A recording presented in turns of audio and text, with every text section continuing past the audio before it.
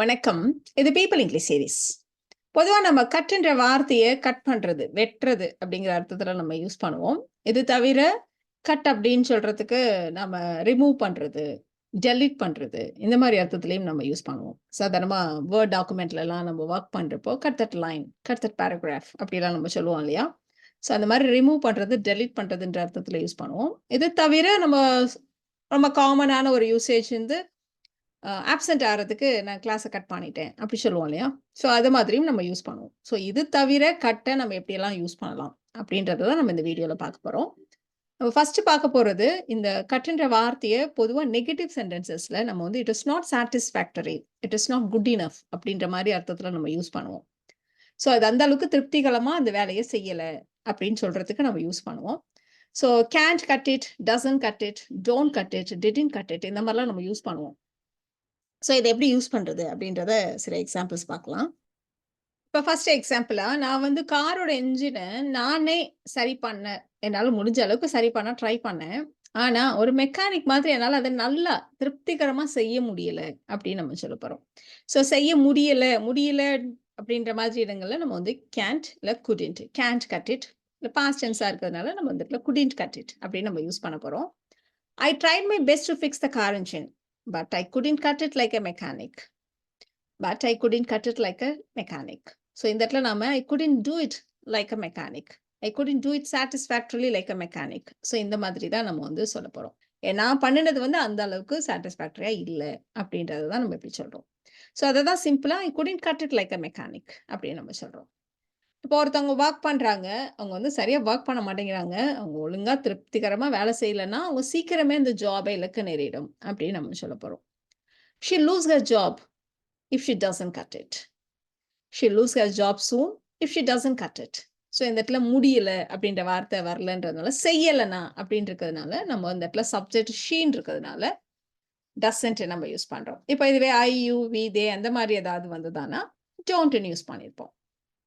இப்போ நீ சரியா பண்ணலனா நீ சீக்கிரமே வேலையை இழக்க நேரிடும் அப்படின்னு நம்ம சொல்றதா இருந்தா you lose your job soon if you don't cut it அப்படின்னு நம்ம சொல்லியிருப்போம்.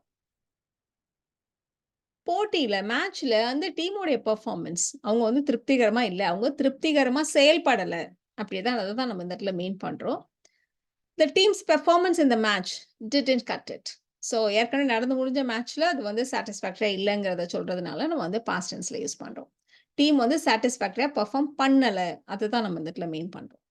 The team's performance in the match didn't cut it. So இப்போ இருக்கிற லேட்டஸ்ட் சாஃப்ட்வேரை ரன் பண்ற அளவுக்கு இந்த பழைய கம்ப்யூட்டரால அதை வந்து சரியா ரன் பண்ண முடியல, அது ரொம்ப ஸ்லோவா இருக்கு அப்படின்னு நம்ம சொல்ல போறோம். ஸோ அந்த இடத்துல பண்ண முடியல அப்படின்னு சொல்றதுனால நம்ம ப்ரெசன்ட் டென்ஸ்ல இருக்கிறதுனால நம்ம வந்து கேன்ட் கட் இட் அப்படின்னு நம்ம யூஸ் பண்ண போறோம். ஸோ லேட்டஸ்ட் சாஃப்ட்வேரை ரன் பண்ற அளவுக்கு அதோட பெர்ஃபார்மன்ஸ் அதால பெர்ஃபார்ம் பண்ண முடியல அப்படிதான் நம்ம மீன் பண்றோம். So this old computer can't cut it for running the latest software, it's too slow. This old computer can't cut it for running the latest software.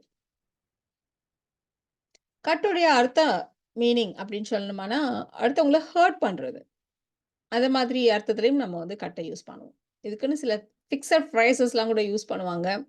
So cut deeply, cut to the quick, cut to the phone இந்த மாதிரிலாம். இப்போ அவ சொன்ன வார்த்தைகளை என்ன ரொம்ப டீப்பாக cut பண்ணிடுச்சு அப்படின்றப்போ நம்ம வந்து ரொம்ப ஹர்ட் பண்ணிடுச்சு, அதை தான் நம்ம மீன் பண்ணுறோம்.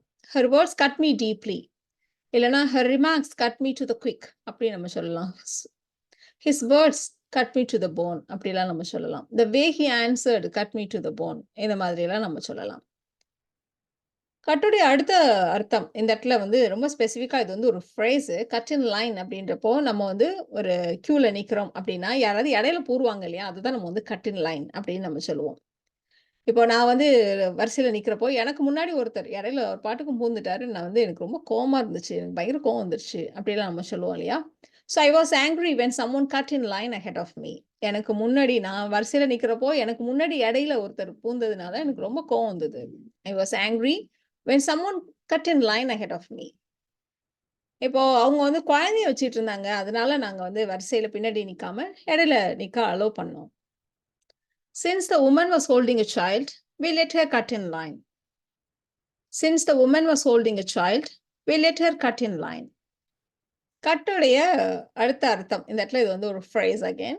இது வந்து கட் அ டூத் அப்படின்னு நம்ம சொல்லுவோம். ஸ்பெசிஃபிக்கா இத வந்து குழந்தைங்களுக்கு தான் யூஸ் பண்ணுவோம். ஸோ முதல்ல பல்லு முளைக்கும் இல்லையா? அதுதான் நம்ம வந்து கட் அ டூத் அப்படின்னு நம்ம சொல்லுவோம். ஸோ என் குழந்தைக்கு பல்லு முளைச்சிருச்சு அப்படின்னு சொல்றதுக்கு, my baby has cut her first tooth. My baby has cut her first tooth.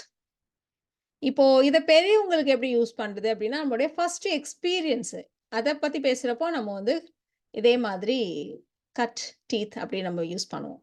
இப்போ அவரு தன்னுடைய 21 வயசுல ஃபர்ஸ்ட் விமானத்துல பறந்தாரு. அதான் அவருடைய ஃபர்ஸ்ட் எக்ஸ்பீரியன்ஸ் அப்படின்னு நம்ம சொல்லணும். He cut his teeth flying an airplane when he was 21.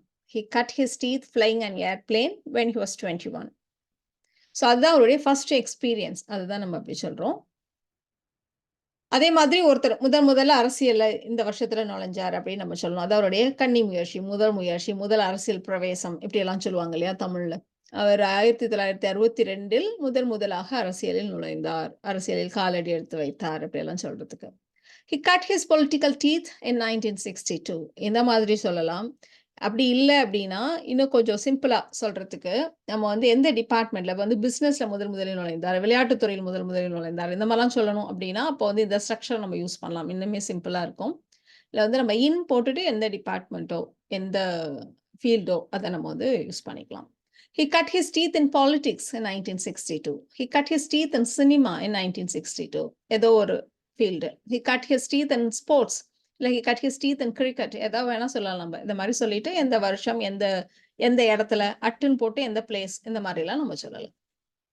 So இந்த வீடியோல நாம கட்ன்ற வார்த்தையை வேற எந்த அர்த்தத்துல எல்லாம் யூஸ் பண்ணலாம் அப்படின்றத தெரிஞ்சுக்கிட்டோம். இந்த வீடியோ உங்களுக்கு யூஸ்ஃபுல்லா இருக்கும்னு நினைக்கிறேன். Thank you so much.